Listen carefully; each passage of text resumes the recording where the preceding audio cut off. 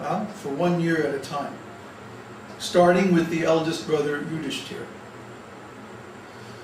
So that's what they did, and then they would go in rotation.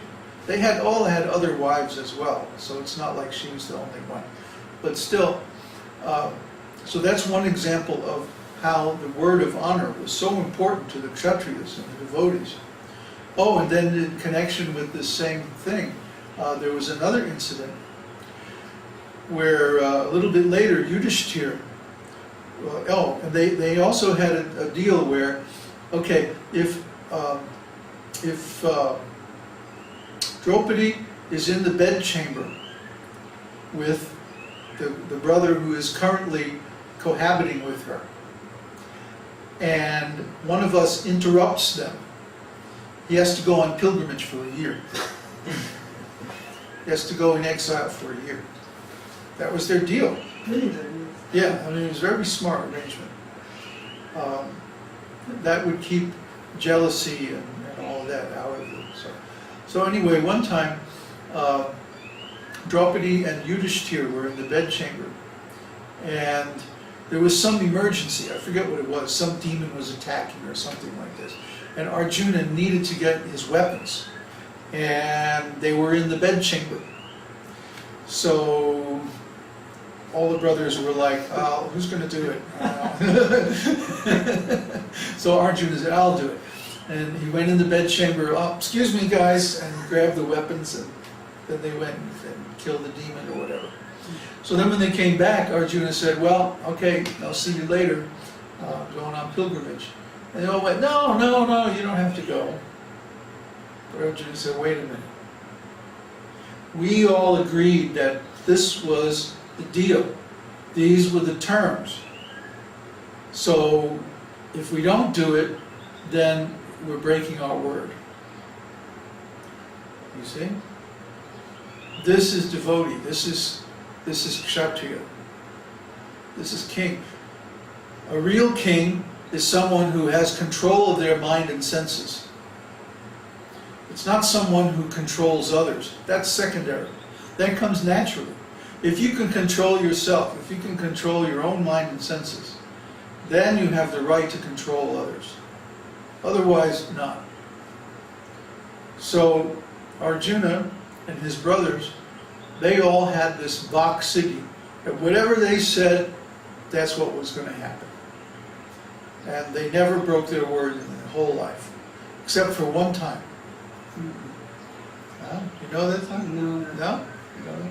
During the battle of Kurukshetra. There's a Kṛṣṇa. Krishna's word. Because of Kṛṣṇa. Yeah. Kṛṣṇa ordered Yudhishthira to lie to Drona and tell him that his son was dead.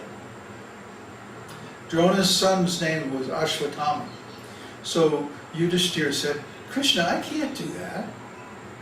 I mean, Yudhishthira was so famous for his word of honor that even his enemies used to rely on his word of honor.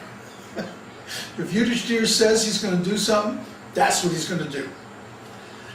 So when Yudhishthira was asked by Kṛṣṇa to lie to Drona, because actually Ashvatthama was off in another corner of the battlefield fighting with some other people.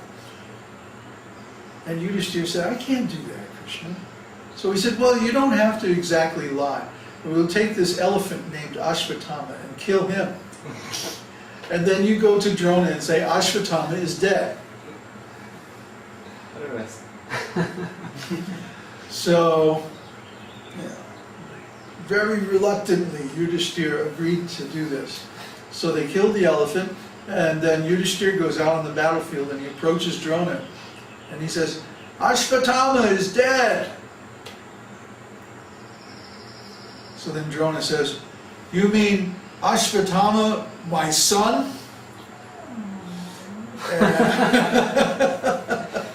So what's Yudhishthira going to say? You know? So he goes, "Yes, Ashvatthama, the elephant, is dead." And it's said that, Yudhishthira was so pious and so sinless that his chariot used to float above the ground a few inches. It never actually touched the ground. But when he said that, his chariot touched the ground. So later on, he very much regretted having to do that. But that's war, right? War is hell. And he did it on the direct order of the Supreme Personality of Godhead.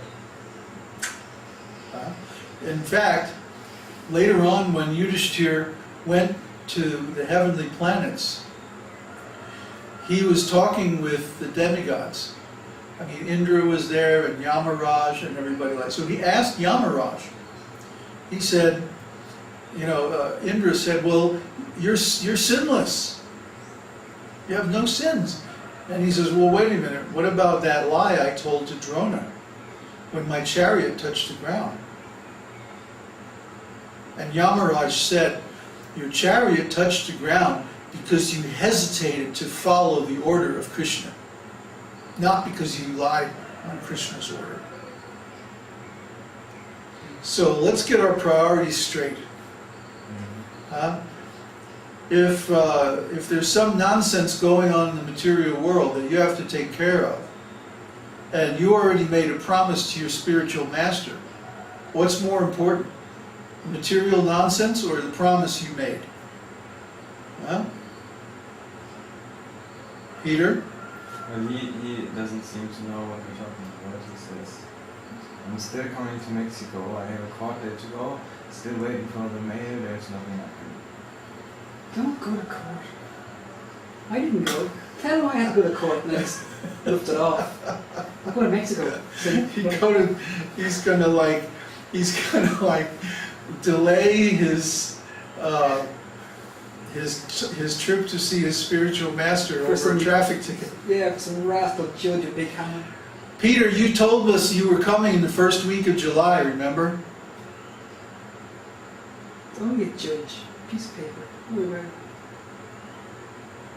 Oh yeah, I'm flexible. I can come anytime. That's what you said. And we haven't heard anything since.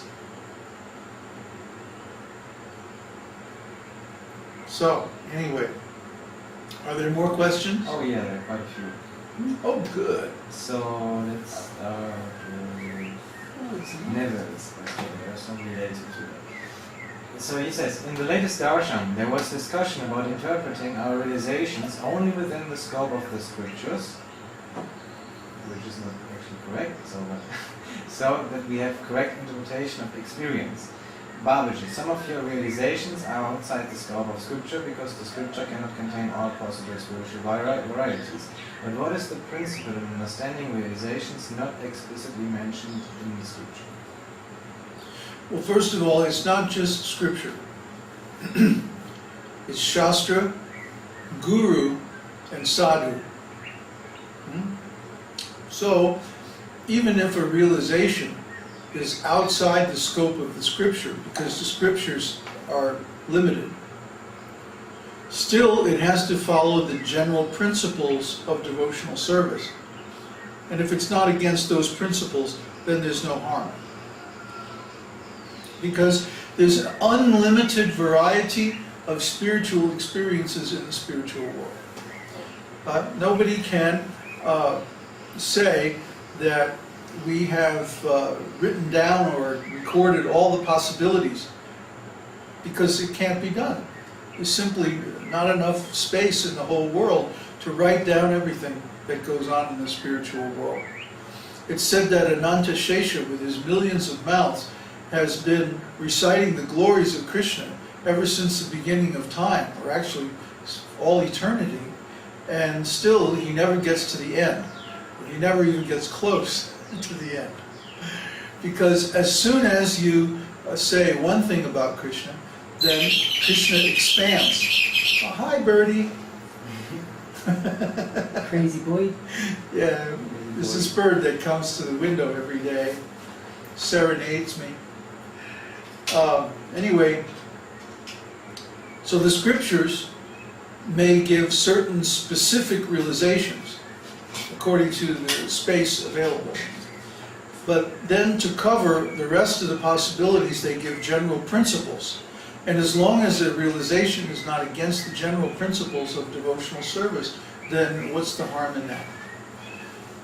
I mean, really, the problem is people have too literal of interpretation of the scriptures.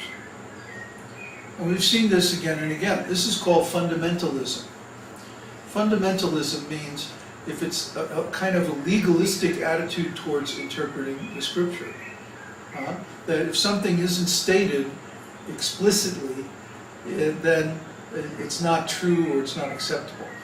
But then we read things like, Kṛṣṇa is the all-attractive. Kṛṣṇa is attractive to men, women, animals, demigods.